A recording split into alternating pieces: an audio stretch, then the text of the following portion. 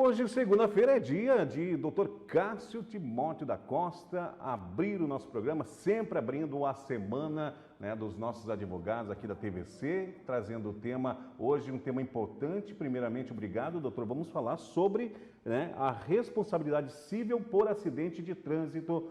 Mas primeiro, bom dia, doutor. Obrigado por ter vindo nessa segunda-feira para abrir a semana com a gente. Sim, perfeito. Bom dia, Adilson. Bom dia a todos. Mais uma vez um prazer, Adilson, estar aqui. Trazer um tema, de modo geral, bem corriqueiro do dia a dia, né? Acho que acidente de trânsito, a maior parte das pessoas já se envolveram, vão acabar se envolvendo. Todo dia tem acidente de trânsito, né, doutor? Todo dia tem acidente de trânsito na cidade. Então, trazer algumas dicas aí, explicar para as pessoas um pouquinho a responsabilidade que é conduzir um veículo, né? Porque muitas pessoas acabam pegando a carteira, principalmente os jovens aí, e não tem concepção do que é um veículo e o que pode gerar de responsabilidade se eventualmente acontecer alguma fatalidade, alguma coisa envolvendo um veículo. 10h42, segunda-feira. Hoje o assunto é, então, como o doutor Cássio já fez a introdução, é sobre a responsabilidade civil do cidadão, do condutor, por acidente de trânsito. Acidentes a todo momento, a toda hora acontece, não só aqui, em todo lugar do Brasil, em qualquer lugar do mundo, acontece, mais ou menos depende da proporção e também o tanto de carro, né, que circula nas vias de cada cidade. E, doutor, vamos entrar nesse assunto aqui, ó, que é bastante importante. Você pode participar também, 3360-1101, é o telefone para você que está em casa nos assistindo, se quiser enviar uma pergunta, de repente sofreu um acidente, né, está passando por uma situação dessa e não sabe o que fazer, de repente pode acontecer. Sim. Pode ligar para cá, participar com a gente. Antes das perguntas, doutor, eu quero entrar num assunto que, poxa vida, me incomoda há muitos anos, que acredito que deve ser também a dúvida de muitos que estão em casa nos assistindo, que é a preparação. Vamos falar sobre os acidentes, mas também sobre a preparação, doutor. Eu quero uma opinião do senhor embasada sobre o senhor acha, o que o senhor acha? O condutor está preparado, doutor, para sair nas ruas? Porque às vezes, meu Deus, o que a gente encontra de gente barbeira, sim, no trânsito, aqui em Camboriú, principalmente em Balneário, meu Deus, é uma coisa de louco. Então, às vezes, se contesta, né, a capacidade, né, das autoescolas. Será que estão ensinando corretamente? Será que o condutor sai preparado mesmo, doutor, para enfrentar o trânsito dia a dia? É uma visão complexa, Adilson, assim, tu conseguir interpretar eventualmente qual é o erro social, né, ou qual é o erro de organização do governo que possa talvez estar ocasionando essa quantidade de acidente que nós temos hoje. Mas talvez eu faça uma perspectiva um pouco mais ampla, assim, por trabalhar diariamente com o direito. Eu entendo que a grande problemática ela está na questão da consciência e do senso de responsabilidade. Nós temos N indivíduos numa sociedade. Nós temos pessoas que possuem um senso de responsabilidade mais aflorado e nós temos pessoas que não possuem senso de responsabilidade mais aflorado. Então, por mais que a autoescola, eventualmente, ela treine as pessoas e ela ensine tudo aquilo que a legislação determina, os princípios, as regras, aplicar a legislação vai depender de cada um. Da pessoa. Da pessoa. Então, assim, é muito complexo, eventualmente, nós atribuirmos às autoescolas a responsabilidade pelos acidentes, porque, na verdade, está na capacidade do indivíduo de fazer as escolhas no dia a dia. Então, assim, se nós pensarmos, é proibido matar e nós temos tantos homicídios, nós vamos atribuir a responsabilidade a quem? Então, é complexo isso, assim, é uma questão de personalidade, é uma questão de interpretação. Talvez eu faria uma crítica no sentido de que eu acho que deveria ser prorrogado a idade para as pessoas começarem a dirigir. Hoje, com 16 anos, já pode tirar carteira, né, doutor? Eu até digo para ti que eu não tenho muito conhecimento nessa parte de CNH e tudo mais, mas eu acredito que continua talvez os 18, não sei se baixou para 16, mas eu acho que deveria ser prorrogado, porque quando eu falo de pessoas há 20, 30 anos atrás, as pessoas quando tinham 18 anos, há 30 anos atrás, o senso de responsabilidade, o senso de maturidade delas é diferente das pessoas que nós temos hoje com 18, com 19 anos.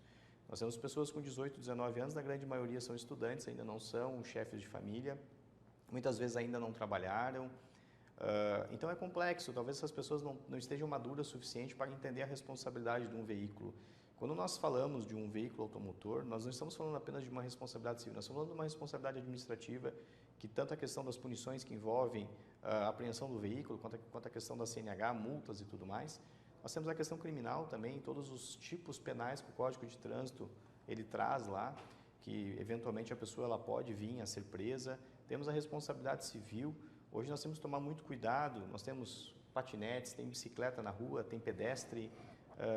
É complexo hoje tu ser motorista. Se tu for um motorista inexperiente, a probabilidade de você se envolver no acidente é muito maior.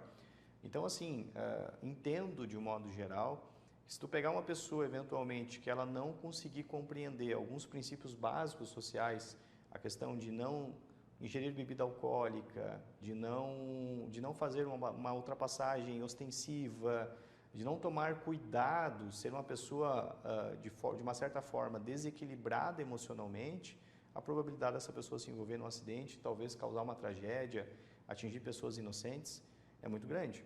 Então, assim, eu acho que o grande problema que nós temos é que nem todos poderiam ter a CNH.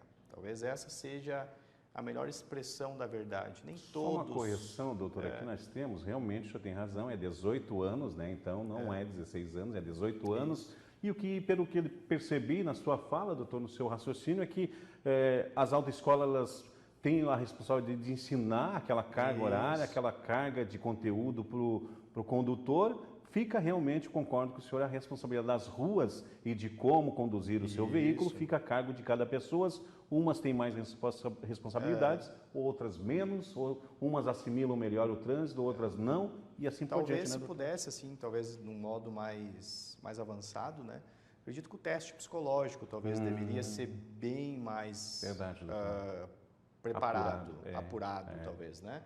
Porque, assim, nós temos aí pessoas descontroladas. Às vezes eu vejo alguns motoristas fazendo ultrapassagem, às vezes passam, por exemplo, na minha rua, eu tenho uma escola bem na frente da minha casa. Perfeito. Daí tu pega e vê, às vezes, um motorista passando a 70, 80 km por hora numa rua onde tem escola. É um total despreparo, assim, é uma pessoa que não tem noção de trânsito alguma, porque se uma criança corre, ela não consegue nem, não dá tempo nem dele botar o pé no freio. Então, assim, nota de um modo geral que eu acredito que talvez nem todos estejam preparados. Sem falar os atenuantes, doutor, que é o uso do celular, que já está comprovado pelas autoridades de trânsito, que é um dos maiores, junto com a bebida alcoólica, é um dos maiores causadores de acidentes que nós temos no nosso Brasil. Eu acredito que no mundo, né, doutor? Porque todo mundo está com o celular, né? Adilson, assim, se tu olhar na rua hoje, eu acredito que 99% das pessoas estão dirigindo com o telefone na mão. Se tu prestar atenção no trânsito, hoje tu vai notar isso. E eu acredito, talvez, que por uma questão de consciência, nós não vamos conseguir mudar isso, porque se tornou um hábito. É isso que eu ia perguntar para o senhor, eu acho que nós vamos ter que, talvez, criar um mecanismo a longo prazo, aí onde tu entre no carro, existe, inclusive, alguns veículos da Volvo no exterior, que tu só consegue ligar o veículo se tu botar o teu celular dentro de um compartimento. Os caminhoneiros têm essa dinâmica na Europa, tu só consegue ligar o caminhão se o teu telefone estiver dentro de um compartimento. Então, não pega durante se tu tirar no volante. Se tu não botar o telefone, tu não consegue ligar, e se tu tirar lá, ele apita, ele avisa eventualmente que tu está descumprindo a norma. Talvez a gente tenha que pensar nisso. Será que vai funcionar para o Brasil? Que a pergunta que se faz, né, Dilson, o grande problema que eu vejo, assim, que a gente enfrenta no Brasil, do modo geral, é que o nosso país é um país maravilhoso, é um país com um povo incrível, com um desenvolvimento financeiro bem interessante, assim, nós temos um país muito competitivo de um modo geral, apesar de todas as dificuldades que a gente enfrenta. Poderia ser o melhor país do mundo, Poderia ser o melhor doutor? país do mundo, mas a gente tem um problema no Brasil, que é um problema cultural, que se chama, o certo ele é relativizado. O tempo todo no Brasil tudo é muito relativizado. Então, assim, até que ponto o teu direito de usar o telefone é mais importante do que, eventualmente, o direito à vida de uma pessoa que é atropelada? Até que ponto o meu direito se sobrepõe ao teu direito? Então, quando a gente começa a entrar nessa dinâmica, parece que falta um pouco de vontade das pessoas fazerem as coisas corretas. Porque não é difícil pensar, se o celular ele causa tantos acidentes por ano, por que ninguém foi lá e criou uma norma que proíbe o uso do celular ou que obrigue você, eventualmente, a botar o telefone no compartimento para poder ligar o veículo?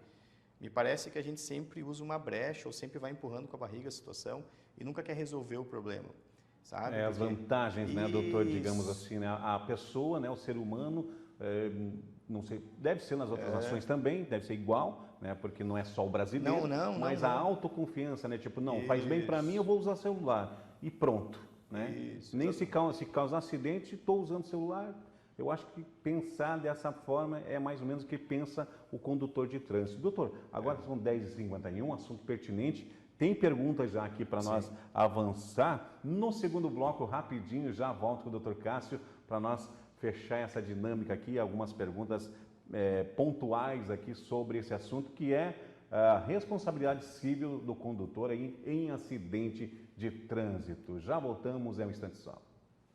Estamos com o nosso programa Hora do Povo, diretamente aqui do Complexo Cristo Luz, nos estúdios da TVC Panorama. Vamos acelerar as perguntas aqui que nós temos aqui, baseado nesse tema aqui de responsabilidade civil por acidente de trânsito. Doutor, tem uma pergunta. Bom dia, doutor Cássio. O que pode ser cobrado pelo acidente de trânsito, doutor? Sim. Adilson, assim, tentar falar num linguajar bem simples, né, para que todos consigam compreender. Nós temos tanto a situação do dano material, que é o prejuízo que você tem lá do seu veículo, eventualmente um computador, algum objeto que você tenha junto consigo no momento do acidente. Você também pode eventualmente fazer pedido de perdas e danos, né? E também lucros cessantes.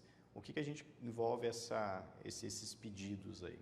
Por exemplo, você não conseguiu mais trabalhar, porque eventualmente seu carro estragou, você é Uber, por exemplo, e você ficou um período com o carro em manutenção, esses valores que eventualmente você deixa de auferir porque você foi, digamos, prejudicado pelo acidente, você pode estar postulando. Eventualmente, se você ficou com alguma sequela do acidente, lhe causou alguma incapacidade permanente ou provisória, você também pode estar pedindo esses valores. Em caso de sequela definitiva, pode ser analisada a questão do pensionamento vitalício.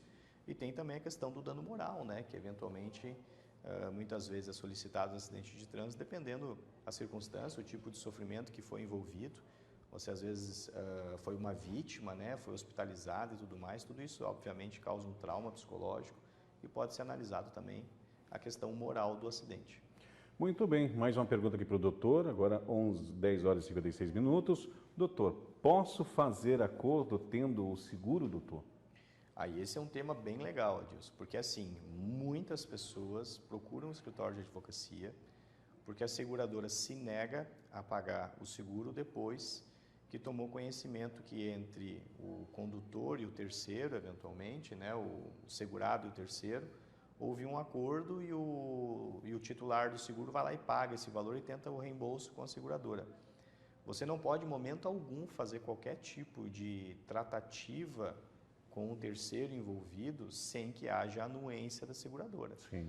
Na grande maioria das apólices de seguro está previsto que, na hipótese de composição entre as partes sem anuência da seguradora, a seguradora não irá pagar o valor. Inclusive, tem que tomar cuidado, que as pessoas têm muitas vezes a mania de fazer o tal do jeitinho. Olha. Dá o acidente, daí, não, então eu assumo a culpa e você paga o prêmio. Não é por aí, né, Não doutor? é por aí, porque inclusive se a seguradora tomar conhecimento que foi ajustado a situação do acidente para conseguir acionar a seguradora, você além de não conseguir ter o seguro, você ainda pode responder criminalmente por isso. Então as pessoas têm que tomar cuidado, tem que realmente retratar a verdade, como que foi o acidente, quem é o culpado. Se você tem um seguro, você paga para isso. Então aproveite ele corretamente. Se eventualmente você for o culpado, você vai ter que pagar o prêmio, obviamente, né, para poder utilizar lá a apólice do seguro. E se eventualmente for o terceiro, de regra, algumas apólices de seguro não cobram o valor, daí quando o terceiro é o culpado, né? Então tem que tomar um pouquinho de cuidado aí para prestar bastante atenção quando for acionar o seguro para não se incomodar. Tem que tomar cuidado, né, doutor? Como o senhor sempre fala, porque ludibriar, né, doutor, vai chegar ali porque vai ser feito o laudo e tudo mais, e às vezes o laudo vai automaticamente comprovar que aquilo ali não foi verdade, né? Sim, doutor? só corrigindo até, Dilson, eu falei prêmio, na verdade é a franquia, né? Às vezes eu acabei confundindo, pagando a franquia, né? Porque o prêmio é o valor que a seguradora paga, né? A franquia é o valor que muitas vezes cabe ao segurado pagar para conseguir acionar o seu prêmio, né? O valor do seguro. Perfeito. Mais uma pergunta. Bom dia, doutor Cássio. Bom dia, Dilson. Posso exigir o conserto na concessionária para consertar o meu carro? Aí que tá. De regra, você pode exigir sim, desde que esteja compatível, né?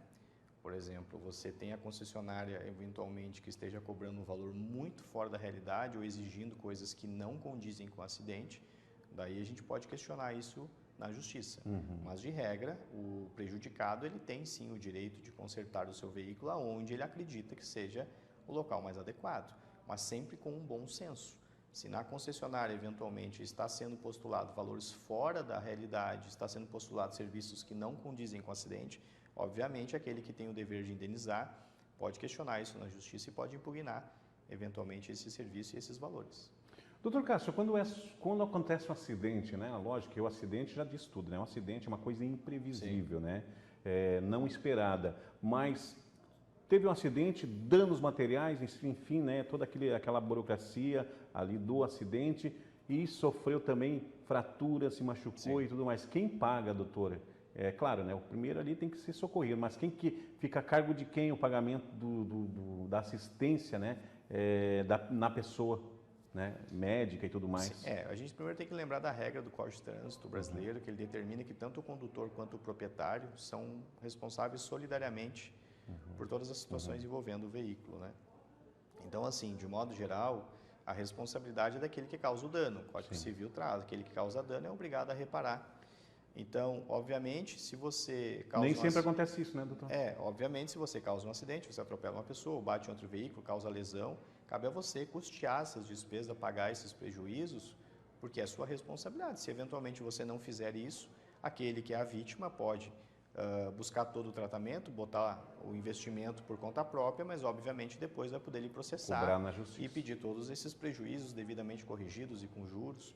Mas é uma questão sempre de bom senso, né? Eu sempre falo assim, quando você está num acidente, tenta prestar o socorro, tenta dar o melhor suporte para a vítima. Amenizar a situação, né, doutor? Porque tudo isso sai mais barato do que se você não fizer. Quando a gente tem a questão da omissão de socorro, quando a gente tem a questão de ausência de suporte à família, ou ausência de suporte à vítima, tudo isso depois, se devidamente demandado em juízo, sai mais caro. E tem situações, hein, doutor? Porque uma vez eu presenciei um acidente aqui em Camboriú mesmo, né?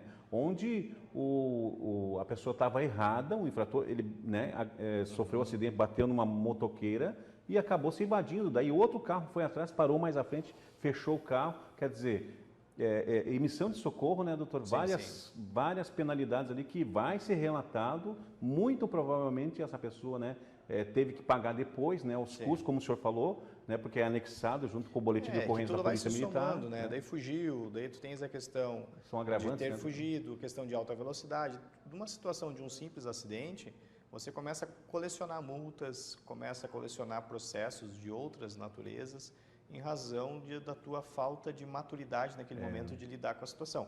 Mas é basicamente o que nós estávamos conversando no primeiro momento. O motorista consciente, ele bate, desce do carro, me desculpa, aconteceu um acidente, errei, o que tiver que fazer, eu vou fazer. Mas a gente tem casos complexos. Eu tive um caso no escritório, por exemplo, que o meu cliente se envolveu num acidente de trânsito. Na verdade, ele era um motoqueiro, o cara cortou a frente dele, ele bateu, caiu. Quando ele levantou, o motorista do carro, ainda acreditando que ele que estava certo, começou a chutar o motoqueiro no chão ao ponto de quebrar a perna dele. Meu Deus. Então, assim, olha o nível de descontrole das pessoas. Tu já está numa tragédia. O errado, a pessoa que estava certa. Isso. E daí tu ainda intensificar isso nesse extremo, então nada se justifica. No primeiro momento, não existe análise de culpa. Olha, aconteceu. Vamos analisar o que é necessário fazer nesse momento. Vamos cuidar da vítima, depois se busca eventual responsabilização. Mas as pessoas hoje em dia elas estão numa fase que assim, bate a primeira coisa, tu é o culpado. Já começa a troca de quem é o responsável. No primeiro momento, analisa-se se inclusive naquele momento você não está se expondo mais descendo do carro. Porque tudo isso a gente aprende na autoescola, mas as pessoas fazem questão, parece, de esquecer. No acidente de trânsito, você antes de descer do carro, você tem que analisar se você eventualmente descendo num carro não está se expondo mais de risco. Existe lá a cadência de sequência que você deve fazer. Você no primeiro momento analisa se existe vítima, se existe algum risco, se existe risco de explosão, se existe risco de um novo acidente. Tudo isso é esquecido naquele momento e fica na discussão da culpa. E daí muitas vezes tu pega casos, por exemplo, de acidente de trânsito em Balneário Camboriú, e às vezes só dá uma encostadinha no para-choque, o pessoal fica parado no meio da Avenida do Estado, aqui, ou da Terceira Avenida, e para o trânsito de Balneário Camboriú quando correto por causa de uma encostada do para-choque. Uma questão de bom senso, quem foi que freou, quem que eventualmente bateu atrás, viu alguns princípios, aí eu assumi a responsabilidade. encosta do lado, resolvam com sabedoria. Claro. Mas o que eu falo, é questão de maturidade. É o comportamento, né, o doutor? comportamento Principalmente, eu acho que é o delicado. número 1, né, de todos os fatores Isso. envolvendo acidente de trânsito, com vítima, sem vítima, ou batendo para-choque, bom senso, vamos encostar, vamos resolver, né, ser inteligente no trânsito e não de uma forma agressiva e rude, né, doutor? Não resolve nada, só agrava a situação. 11h04, doutor Cássio. Vou agradecendo na segunda-feira o senhor abrindo. É um assunto que seria aí para mais um ou dois, uns 2 programas, doutor, porque abrange muitas coisas, né? Abrange comportamento e tudo mais. Né? A gente acaba conversando pouco, às vezes, só da parte técnica, né? Acaba entrando mais na questão de consciência, mas é uma questão só de reflexão para as pessoas. Porque o acidente de trânsito ele está muito mais vinculado a uma questão de postura do que uma questão de direito. Verdade, doutor. Então, assim, se as pessoas analisarem um pouco mais a questão de postura na condução, talvez a questão jurídica fique de lado. Perfeito. Falamos com o doutor Cássio. Obrigado, doutor, por ter vindo nesta segunda-feira e espero na próxima segunda, novamente, doutor, por aqui, para trazer um assunto pertinente para nós e também para você, telespectador. Já voltamos, é um instante só, logo mais tem notícias da polícia que movimentou o setor nas últimas 24 horas. É um instante só, já voltamos.